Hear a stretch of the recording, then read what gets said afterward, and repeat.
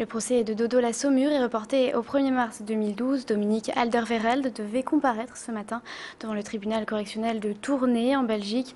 Alors que son nom est cité dans l'affaire du Carlton de Lille, le Français est poursuivi pour des faits de proxénétisme en Belgique entre 2000 et 2009.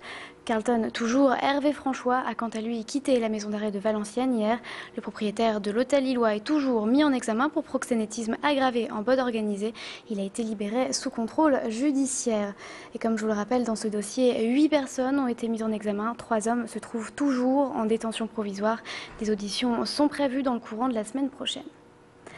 30 ans après la découverte du virus du sida, la lutte contre la maladie continue. À l'occasion de la 24e journée mondiale, l'heure est à la prévention et au dépistage.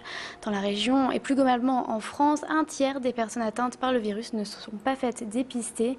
Même si aujourd'hui on peut atténuer les symptômes de la maladie par des médicaments, on ne peut pas en guérir. Aucun vaccin n'est à l'ordre du jour. Contre la maladie, le meilleur des remèdes, c'est de se protéger.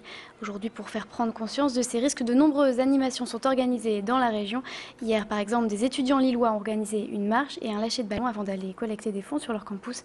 Écoutez les propos recueillis par Macha Grunessen. Le sida, c'est un combat de tous les jours. Donc c'est pas sur un point de l'année, il faut vraiment faire sur tout le long de l'année. Donc c'est pas sur un événement, ok c'est bien c'est sida d'action, mais le combat, il faut que ça soit continu. On se sent concerné parce que de nos jours, de plus en plus de personnes sont touchées par le sida et donc on pensait que c'était une bonne action et c'est un truc sympa pour eux. Franchement, je pense que ça va leur faire plaisir. C'est ces journées comme aujourd'hui qui nous le rappellent parce qu'on n'y pense pas forcément tous les jours et heureusement qu'il y a ces journées de mobilisation pour nous rappeler qu'il faut quand même se protéger, que ça peut arriver à vous comme à moi, comme à n'importe qui en France. Protégez-vous, amusez-vous mais protégez-vous. Et nous ferons un point sur la 24e journée mondiale de lutte contre le sida avec Emmanuel Gimondi, directeur régional de Sida Infoservice, invité sur notre plateau tout à l'heure.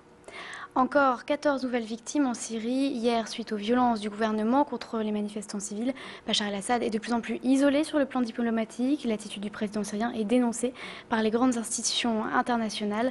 Rencontre avec Mounzer Ramoun. Il est arrivé en France en 1983 et n'est retourné depuis que 2 fois dans son pays. Pour cet artiste, les problèmes de la Syrie ne proviendraient pas du président Bachar el-Assad, mais du système économique et social établi. Il critique également la manière avec laquelle les médias traitent le conflit. Écoutez ces propos recueillis par Médéric Pirker. Monsieur Bachar el-Assad, c'est bien sûr, c'est quelqu'un qui est à la tête du pouvoir. Mais est-ce que c'est lui qui peut faire les choses tout seul ou est-ce que vraiment il a besoin d'un coup de main de gens qui sont autour de lui aussi? Est-ce que c'est le problème d'une personne ou est-ce que le problème d'un système entier? Je vois la télé et puis tous les jours il y a des images qui sont différentes que les autres. Tous les jours il y a une information qui est différente que les autres. On écoute, on va, mais on dit, on espère que les choses vont s'arranger pour les deux côtés.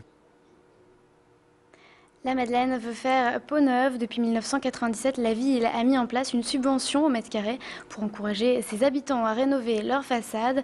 Cette dernière a pour objectif de revaloriser le patrimoine madeleinois.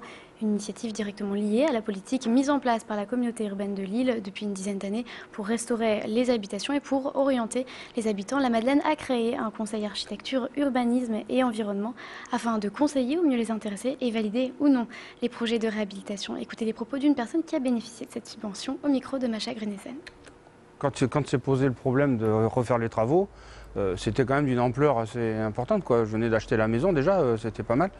Et donc quand on a fait les devis, j'avais le choix entre rénover uniquement les parties les plus immédiates, qui avaient besoin d'être rénovées immédiatement, ou de tout refaire.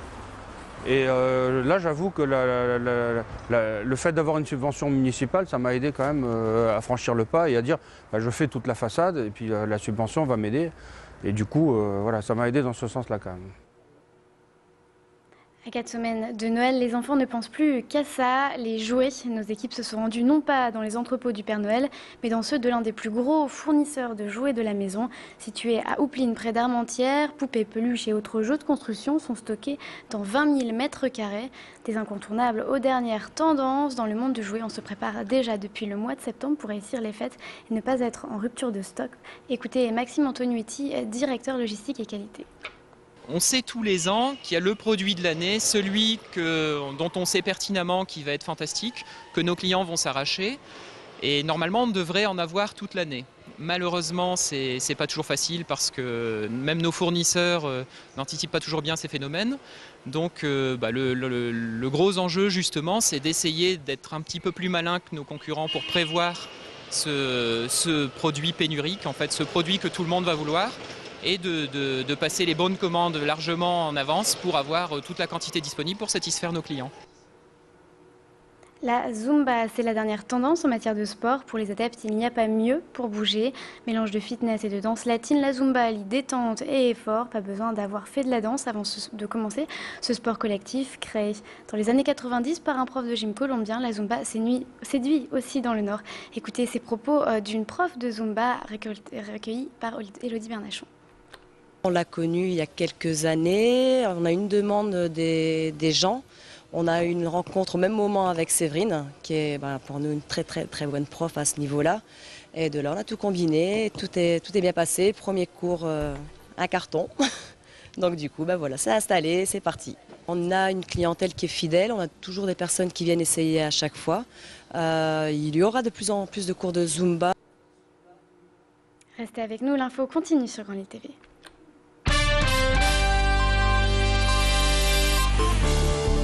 Thank you.